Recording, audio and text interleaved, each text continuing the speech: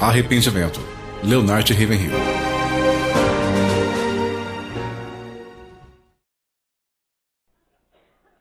Ele usa aquela palavra que ninguém gosta. Arrependa-se. Arrependa-se. Não apenas confesse seus pecados, abandone-os. Fuja deles. Uma antiga definição diz que arrependimento é deixar o pecado que eu praticava antes e mostrar que eu estou sinceramente pesaroso ao não praticá-lo mais. Se um homem nasceu de novo, genuinamente, todas as coisas velhas já se passaram, todas as coisas velhas se passaram, eis que tudo se fez novo. Sabe, temos pregado o evangelho aceitável hoje em dia, fazendo dele o menos doloroso que podemos, e tudo o que fazemos é dar uma injeção nas pessoas para que elas adormeçam e vá para o inferno mais rápido. Nós precisamos de uma pregação infernal sobre arrependimento.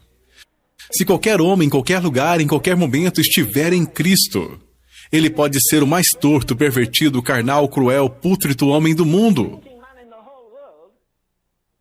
Mas se o milagre da regeneração vem a ele, ele recebe um novo coração, uma nova mente, um novo espírito, uma nova aparência interna, uma nova aparência externa, tudo novo. Nós esquecemos a maravilhosa majestade do novo nascimento.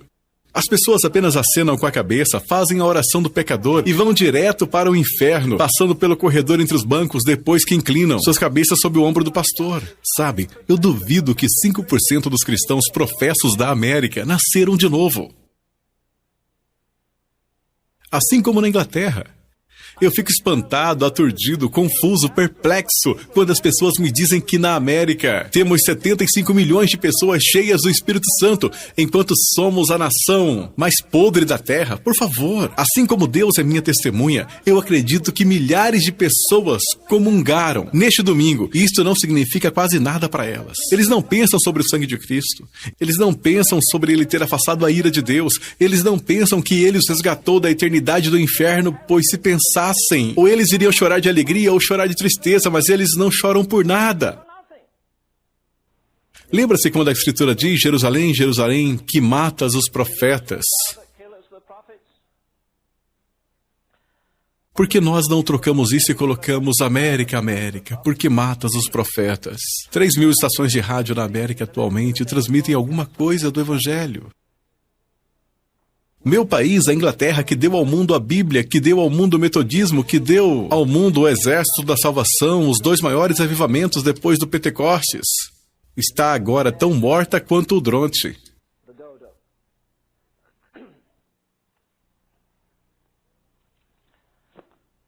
Nós queremos fazer um investimento de curto prazo, não é verdade? Queremos receber a glória de Deus com uma noite de oração ou num período noturno de oração. Ou então, eu adicionei 2 momentos de 10 minutos na minha oração diária.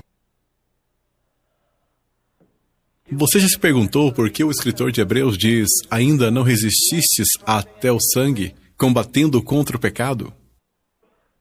Cada gota de sangue de Abel até Zacarias, quando fizeram aquela lista toda no templo, até a última pessoa que é entesourada por Deus e listada por Deus.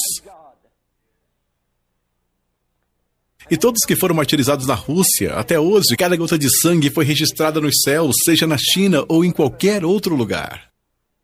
Eu vou falar de nossa própria história. Alguns dos homens mais extraordinários, alguns dos maiores pregadores desde Pentecostes que percorreram essas ruas a cavalo. Um dos maiores homens, o único homem que percorreu mais que o Sr. Wesley. Pois Wesley percorreu 386 mil quilômetros a cavalo. O bispo Asbury percorreu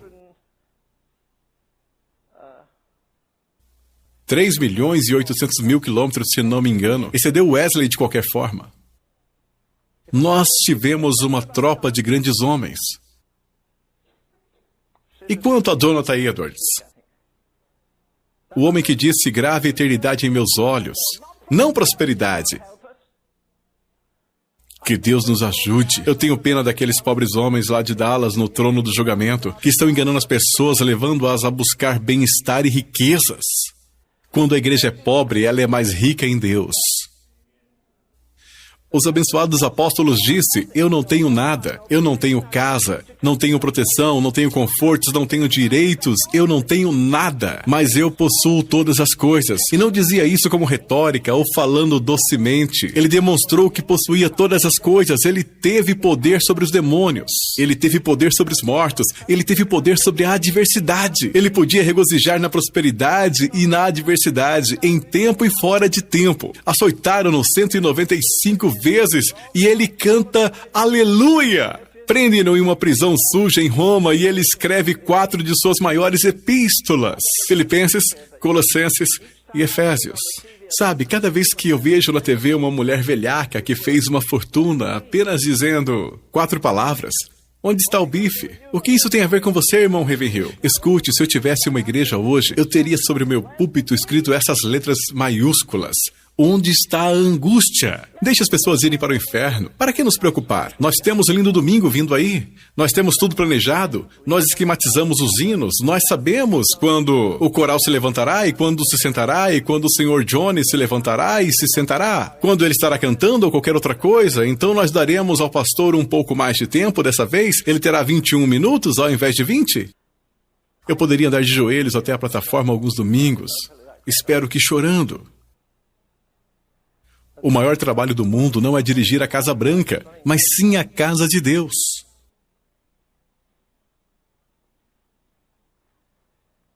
Jesus não é glorificado.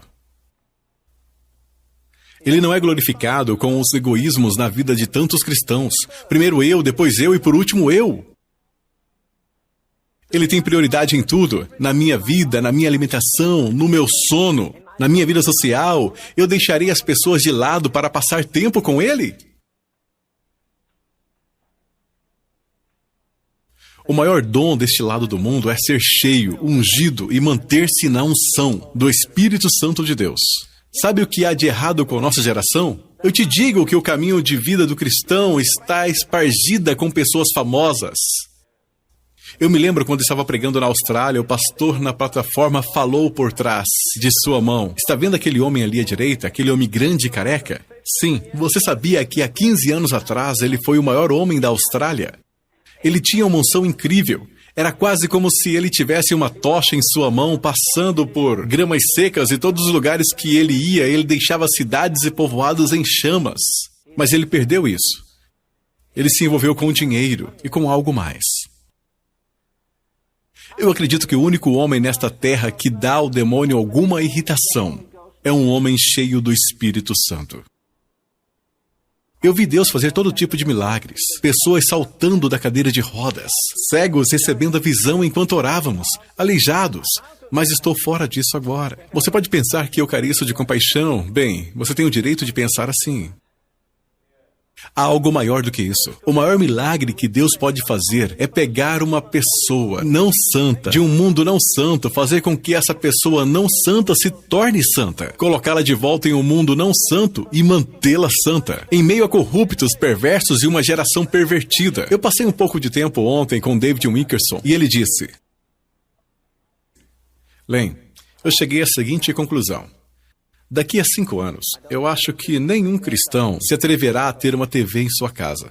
Há uma nova invenção, você pode colocá-la no topo da casa. Acho que ele disse que custa $100 e você pode obter corrupção que você quer de todas as estações ao redor deste país. E como se não fosse o bastante, também de outros países. Nós estamos saturados com o mundanismo.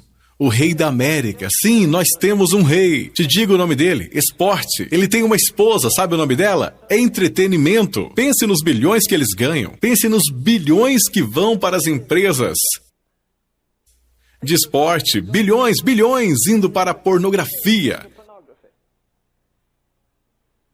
Isso nos perturba? Eu gostaria de ver cada igreja na nação fechada por uma semana pelo menos.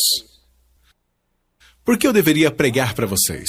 Deus sabe que eu estou acrescentando condenação para você esta noite. Você nem pode lidar com a verdade que você já sabe. Por 5 ou 10 anos você não pode lidar com ela. Por que eu deveria trazer a você mais verdade? Por que eu deveria desafiar você a ter uma vida cheia do Espírito Santo? Uma senhora aqui disse outro dia que ela foi extraordinariamente movida. Eu estava aqui. Noite passada aconteceu novamente. Aquelas milhões de pessoas na Etiópia. Uma pessoa disse que é uma inanição tremenda. Eu também poderia dar a você nomes de homens que tramaram isso. 1 milhão de pessoas poderá morrer na Etiópia e mais de 1 milhão na África. Há uma mulher com os seios murchos, com pequeninos mamando e não conseguindo nada. Ela então pega um pouco de água e as glândulas das crianças estão tão inchadas que quando ela tenta vertê-la sobre a boca da criança, a água cai sobre ela e a criança não pode nem mesmo tomá-la. O que eu quero dizer a vocês esta noite, eu acredito que a mesma coisa acontece nas nossas igrejas todos os domingos. As pessoas estão sufocadas e nós estamos tentando verter água da vida nelas. E elas estão tão condenadas e perdidas que não podem tomá-la. Elas ouvem as mesmas pregações ano após ano e ouviram as mesmas coisas da mesma maneira. Ele não derramou uma lágrima desde que deixou a madre de sua mãe. Ele foi ao seminário e ganhou uma cabeça larga e uma alma encolhida. Eu fico me perguntando por que Deus Todo-Poderoso não mantém sua promessa. Qual a sua promessa? Ele mantém a sua promessa. Está bem, eu direi a você o que ele em breve vai fazer. Ele vai expulsar a maioria das coisas não cristãs. Aquela cristandade organizada, religiosa, voltada às finanças, que não tem poder para transformar. Por que nós enviamos pessoas para outros países? Nós não podemos nem mesmo salvar o nosso próprio país. Um rapaz na TV diz: dê-me mais dinheiro, minha mensagem tem que entrar no Japão. Por quê? Porque eles estão perdidos? Eles estão? Sabe quantas mortes, quantos assassinatos os japoneses têm em um ano? 20! Nós temos a mesma quantidade em um dia no estado de Nova York. O que você acha? Eles vão virar as costas e dizer: coloquem o seu próprio país em ordem. Louvado seja o nome do Senhor.